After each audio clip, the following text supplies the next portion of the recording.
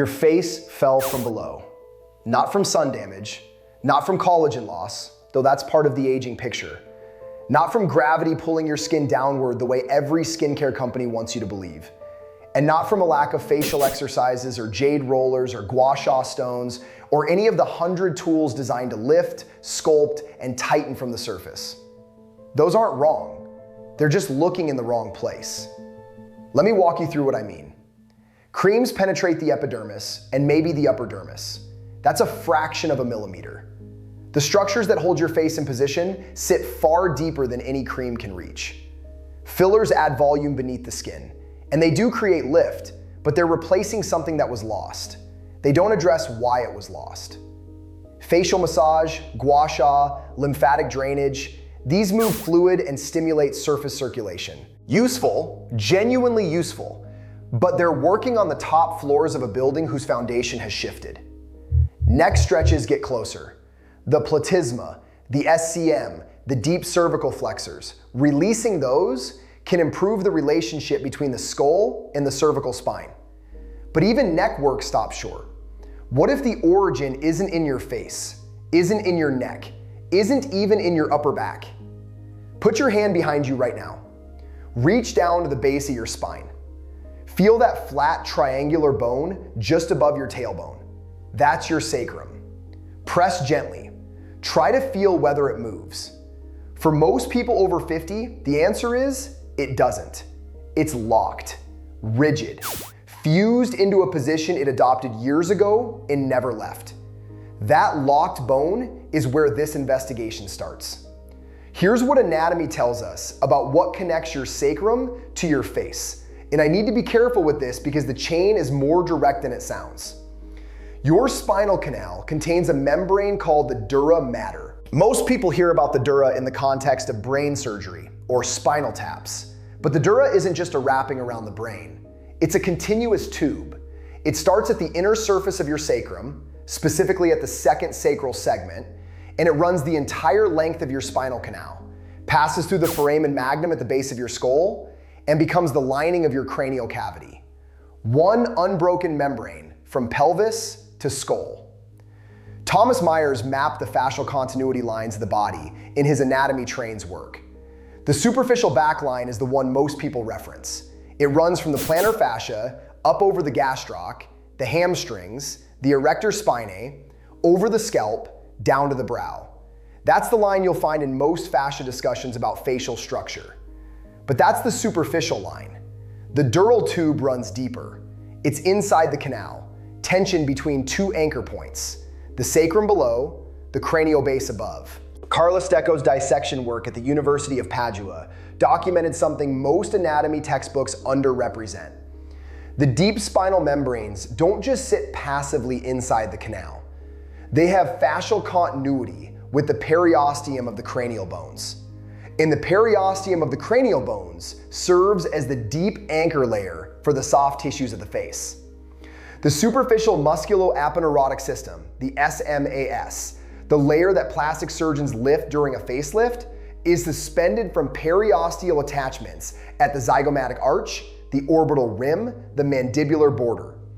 Those attachments depend on the tension state of the periosteum.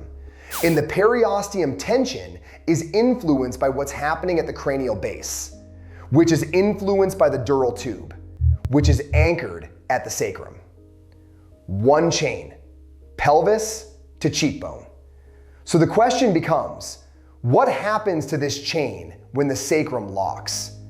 And this is where most practitioners take a wrong turn. When a clinician finds a restricted sacrum, they treat it as a lumbar pelvic problem, SI joint dysfunction, low back pain.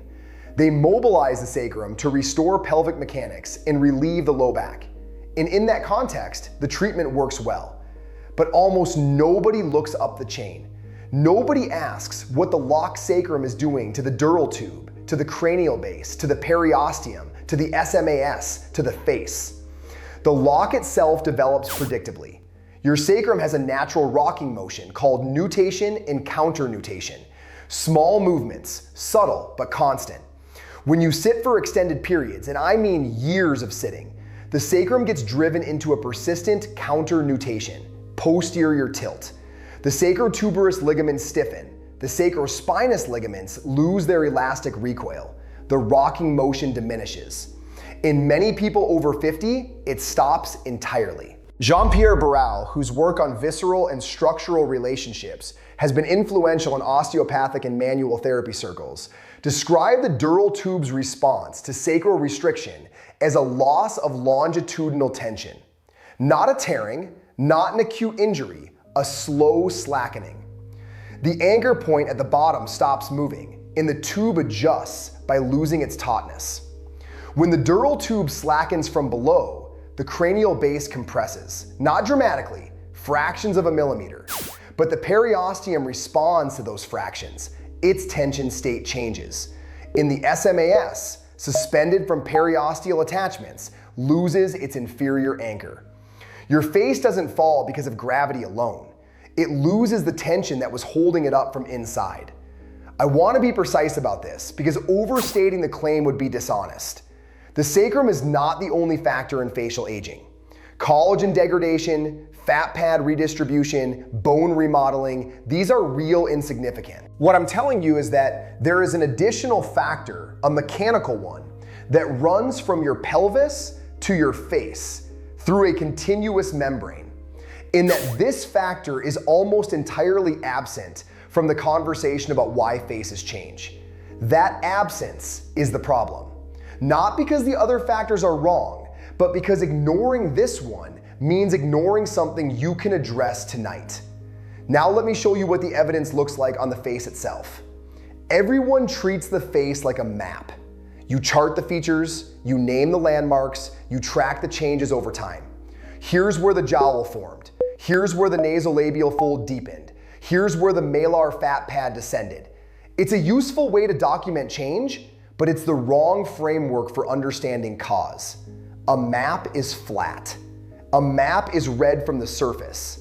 A map has no depth. Your face is the opposite of a map. It's a landscape, shaped by forces rising from underneath. Tectonic pressures that originate far below the surface determine what the terrain looks like above. When those pressures shift, when they weaken, the surface changes. You would never try to fix a shifted landscape by repainting what sits on top of it. And those facial changes aren't random, they're evidence. Every pattern of descent corresponds to a specific loss of deep tension. The jowling at the mandibular border tells you the periosteal attachment along the lower jaw has lost its upward pull. The nasolabial deepening tells you the malar, SMAS, has descended because its zygomatic anchor has slackened. The mid-face flattening tells you the orbital periosteum isn't maintaining its tension. I started to describe these as symptoms, but that's not the right word. They're clues. Each one points to the same source. Follow the jowl line and it leads you to the periosteum. Follow the periosteum and it leads you to the cranial base. Follow the cranial base and it leads you to the dural tube. Follow the dural tube and it leads you to a locked, immobile, forgotten bone at the base of your spine. Every clue in the same direction, every line converging on the same origin. So the question you're holding right now is the right one. Can you unlock it? Yes, and I'm going to show you what that looks like, not as a list of instructions, but as something you'll do tonight. You're on the floor, a firm ball beneath you. A lacrosse ball works, a tennis ball is too soft. You've placed it directly under your sacrum, that flat triangular bone above your tailbone and below your last lumbar vertebrae. Not under your lumbar spine, not under your glutes, under the sacrum itself. You know you're in the right spot when the pressure feels deep and bony, not muscular. Your knees are bent, feet flat on the floor. You let your weight settle into the ball and you breathe. Not forcing anything, just settling. The first 30 seconds are about letting the nervous system accept the pressure. Your body will want to guard. Let it. Then let it stop guarding. After 30 seconds, you begin small movements. Not large rocking, not aggressive mobilization. Tiny shifts of your pelvis. A few millimeters of anterior tilt, then posterior tilt. You're asking the sacrum to remember its nutation. The movement you're looking for is subtle. If someone were watching you, they might not see it, but you'll feel it. A deep, slow rocking at the base of the spine. You do this for 90 seconds. The total is 2 minutes on the floor. When you stand up, 3 questions guide you. Can I feel the sacrum rocking? If you place your hand on it and gently shift your weight side to side, can you detect movement that wasn't there before? If yes, the joint is beginning to mobilize. Is one side harder than the other? Most people find asymmetry. The sacrum isn't locked uniformly. One sacroiliac joint is usually more restricted. Note which side. That's where you spend an extra 30 seconds tomorrow. Does my low back contact the floor differently when I lie down again? If your lumbar spine sits closer to the floor, the sacral position has shifted. The dural tube's inferior anchor is moved. The chain upward has changed. These 3 questions aren't just checkpoints. They're your framework for deciding what comes next. If all 3 show change, you continue daily, 2 minutes, and you begin noticing the facial tissue over the following weeks. If none show change, the restriction may be more significant than self-mobilization can address, and a manual therapist trained in craniosacral or osteopathic technique should evaluate the sacral mobility directly. If the answers are mixed, you continue and reassess weekly. I showed you this working just now, not in theory. You felt the locked bone under your hand a few minutes ago. You understand the chain. You know the membrane, the anchor points, the reason the tension matters. When you're on the floor tonight, 2 minutes from now, or 2 hours from now, you'll feel the sacrum respond. And over the days that follow, you'll have a different relationship with your own face, because you'll understand what's holding it from inside. I want to say something before I close, and I mean it without performance. The fact that you followed a chain from your pelvis to your cheekbones, that you didn't stop when the claim sounded improbable, that you stayed through the anatomy and the mechanism and the wrong leads because you wanted to understand the actual architecture of your own body. That willingness to follow evidence wherever it goes, even when it goes somewhere unfamiliar, is rare. Most people want the surface answer. You wanted the one underneath. Thank you for that.